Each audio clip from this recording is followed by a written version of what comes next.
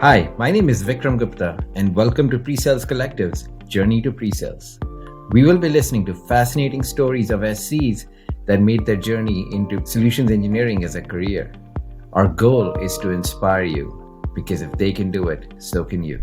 Hello, PreSales Collective. My name is Sam Belcastro, and I am here with Carter Howard, Solutions Consulting Manager at CentralSquare Technologies and fellow UCF alumni.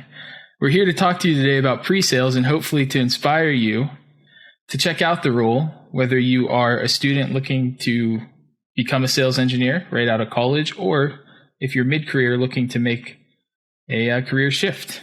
So thank you for joining with me today, Carter. How are you doing? Yeah, happy to be here. I'm doing great. I'm excited. It's awesome to hear. Awesome.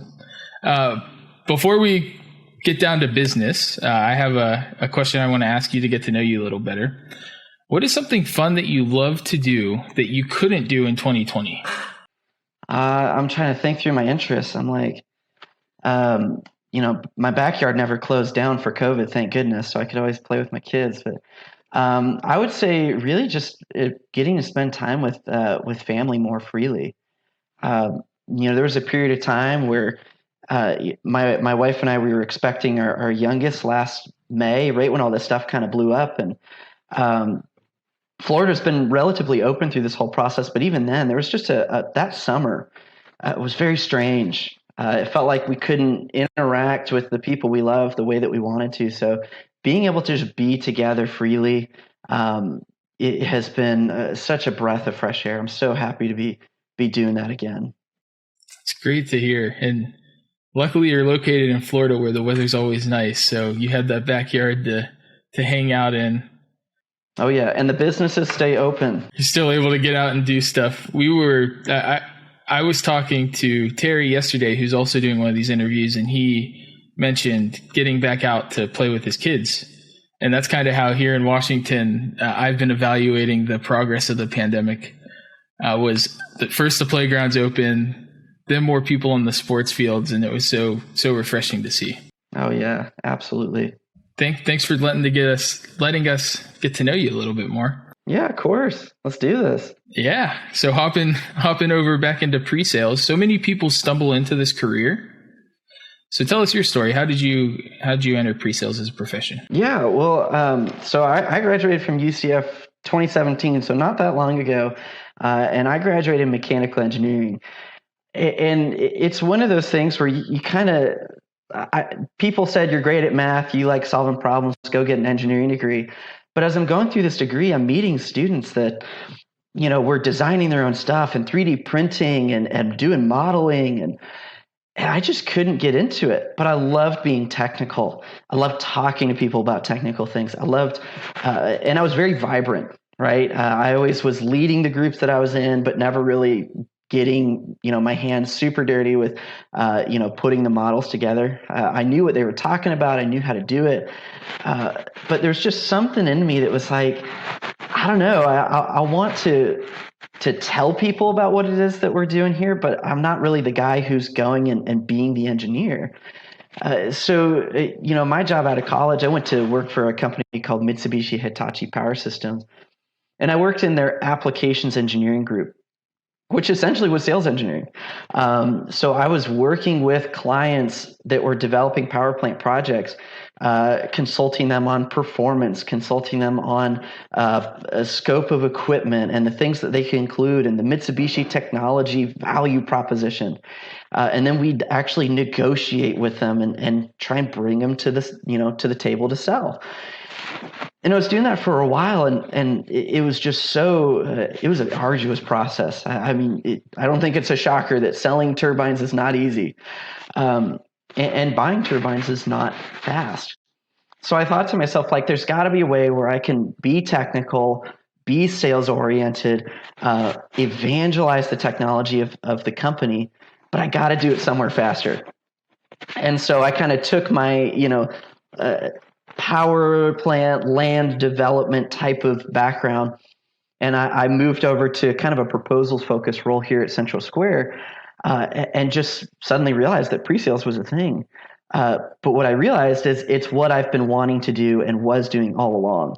I just finally got the right title for me. So that's kind of what got me into it. And it's been kind of love at first sight. I really enjoy the space that I'm in and the people that I get to work with. It's a very unique type of role. Did you know anything about pre-sales while you were in college? Had you heard about it through the grapevine, or was it a completely new thing? No, when you're going through college and you're thinking, what do I want to do? Business majors go into sales. You don't get an engineering degree and go into the revenue organization. English degrees and communications degrees go into proposals, right? And so for me, it's just been very unique in that I happen to be in a very technical proposals, sales oriented role. And it just so happened that when I moved over to CentralSquare, it just kind of put a name to all the things that I was doing. And I was like, oh, this is it. This is what I've been looking for. But no one would ever tell me that that's what was out there in college. It just wasn't what kids were talking about. When you decided to become an engineer as your discipline in college, did you, at that time, did you want to be an engineer? Did you not know what you wanted to do, but you knew how successful engineers were? Like how was that feeling? It was actually pretty confusing because it was like, I don't know, you go to college and you're like, I'm going to be an engineer, but I had no idea what that meant. Right. I'd never worked in a formal engineering group. I'd never designed anything outside of like building with Legos. Like, let's be real. So going through college, I was kind of asking myself, like, what do I want to do? What am I passionate about? And I took a course on turbo machinery, and I just thought, like, this is the coolest thing. And that was kind of the light bulb of like that. I'm going to work in that. And so that's when I started looking for any company out there that did something with turbines. And that landed me at Mitsubishi. I've personally heard a couple of times that I've met people who go into engineering either because their parents wanted them to, or just because of the prestige around the word engineering, but they weren't totally bought into, I want to sit in a room and design, or I want to code. I just, like you mentioned earlier, you have a passion for technology, but you want to spread the word of technology more than build technology. And I think people are starting to learn how noble that really is and how complicated the process is to sell something like a turbine, in your case, or software to major corporations. Yeah, absolutely. And it was, when I moved over to CentralSquare, it was kind of this reservation of like, well, you've never worked in software before. And it's like, okay, but gas turbines are enormous. If I can figure out how to sell that, right, I can sell software. And I would say that to anyone who's thinking about pre-sales. It's like, look, if you can take something technical and break it down and learn it yourself, because I had to figure out how to talk like an electrical guy and a control systems guy, and our packaged equipment guys. I had to take all that knowledge and deliver it to the customer like I knew what I was talking about. So coming into pre-sales, you got to do the same thing. You have to wear many hats, and if you can do it in one subject area, there's a pretty good chance you can do it in software. All right, well, I'll move on to the next question here, shifting topics a little bit. If someone was listening to this not in pre-sales and they're intrigued, how can you recommend they start to prepare themselves? Well, definitely, going on LinkedIn and finding resources that James and the PreSales Collective folks are sharing is really big. Looking at the PreSales Collective website is such a good start. That for me was kind of the eye opener that this is a community, not just something that CentralSquare called their demo department. And I would say really take opportunities to present and lead to heart. It was something in school that I was like, oh gosh, another group project. But the reality is, if you want to be in pre-sales, you got to be comfortable getting up and being the most excited person in the room about what you're talking about. Really honing that salesmanship, but from a technical platform. And I would say that especially for people that are in technical degrees. Like if you get a group project for a technical assignment, stand up, lead it, and own it. And that's a great way to get used to making people excited about something that, I mean, the kids are probably sitting in the room thinking, man, I don't want to be here. I just want to do my part and be done, right? If you can get them excited, you've got that talent for it. So I would take advantage of those opportunities. Is there anything since joining the community, because like you mentioned, there's a whole community around this. And interestingly, that's fairly new. The pre-sales has been around for a long time. Started decades ago, see pre-sales roles. But these communities that are building around the profession, like the PreSales Collective, are offering a lot of resources to learn as well now, and a lot of new people to meet. Do you have any favorite aspects of the community, such as the coffee chats or certain blog posts you've read that you'd like to share? I would say having the like career help and then having the jobs postings is, if I try and go on Glassdoor, right, and look for solutions consulting, it's just hard because Glassdoor is not looking at pre-sales departments. Solutions consulting just by title can be a very, very broad category. So being able to go in and just ask people, like, how do I maneuver in this very, very specific field or this very specific role, and getting this outpouring of experience and excitement. Nobody is responding to you saying, like, figure it out. It really feels like people from totally different industries are coming together and they're saying, like, let's help each other get better and provide opportunities to connect. And I've been able to interview people from the PreSales Collective through the jobs postings. I've been able to help answer questions about things like proposals and software related questions. So those two pieces are, especially if you're looking to get into it, such great resources to ask questions, get connected, and see what's out there. Let's say somebody is inspired through this episode, and they end up in front of you in an interview. What would you look for? Oh man, I think that there's two things that I really look for.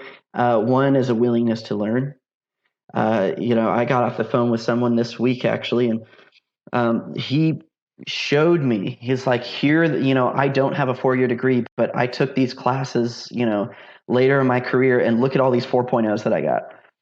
And it just kind of articulated to me, like, man, you're hungry for knowledge. You're hungry to learn something new. Because ideally you want to pull someone who's in your industry, who knows software, or who's had like a demo or proposals role in my case before, and you could say, oh yeah, you're a natural fit. But oftentimes, especially for people making the jump, right, you've got to demonstrate the chops that you've got through other means. And I think the biggest is passion for learning and picking up new things.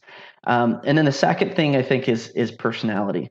Don't be afraid to be a little loose, to let yourself kind of show through, because for any of these roles, right, we're looking for people who can get excited about our solutions well before they ever get in front of a customer.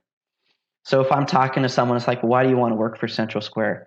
I don't know. I saw a job posting and I thought it'd be cool. It's like, okay, I get it. But, if you think it's cool, like tell your shoulders that, right? Tell your face that it's cool. I'm excited. I want to work for CentralSquare. When I applied and they asked me that question, right, why CentralSquare? I'm thinking, well, everybody's interacted with their government.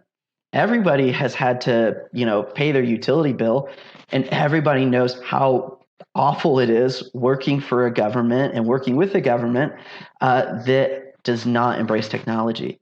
So being a part of that mission of making communities better, I mean, what's not to get excited about that? And it resonated because now I'm here, right? And now I'm in this role, being able to find people who feel the same way.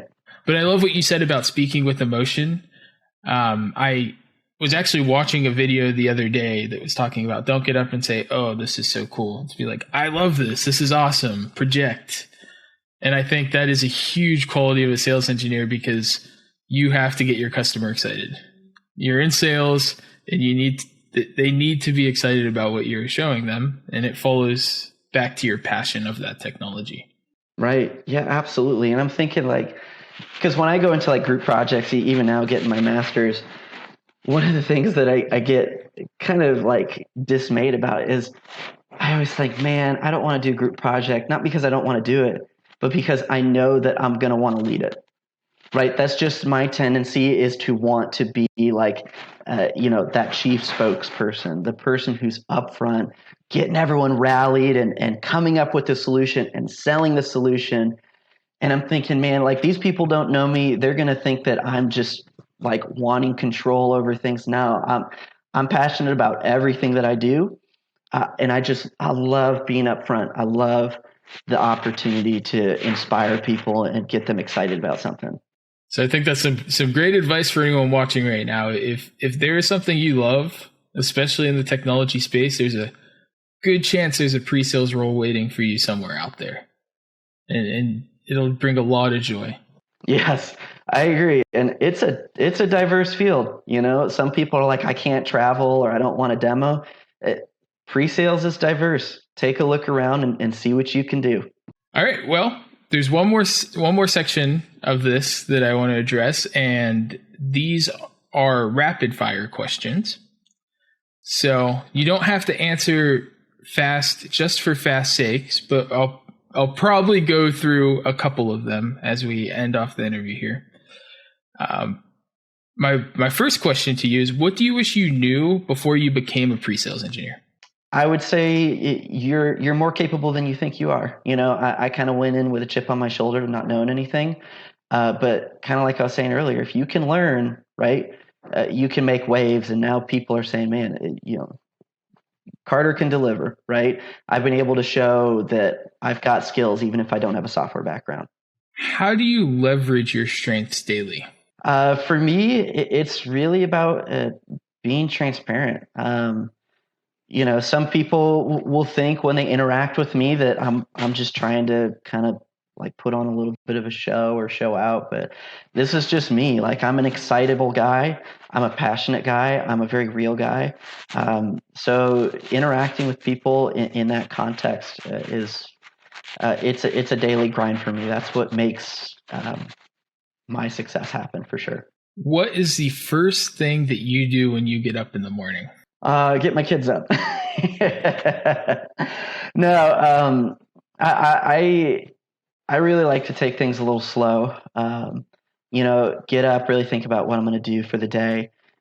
Get my kids up slow, give them some opportunity to play, relax, talk a little. Just kind of let the day, set its own stage. Don't try and rush into things. Where do you see yourself, or where do you want to be in 3 years from now?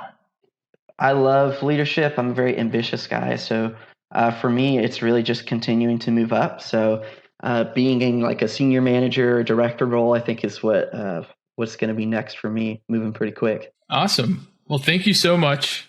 Got through a lot of questions today. A really good conversation. I enjoyed this. I think I learned a lot of stuff myself. So good. I'm glad. This was a great time. The conversation really flowed as well. Like, I knew we had some questions we talked about at the beginning, but I don't think I stayed on script at all. We just kind of. Oh yeah, this was awesome. Just having a good old chat. Awesome. Well, thank you so much. Yeah, thank you too, Sam. This has been great.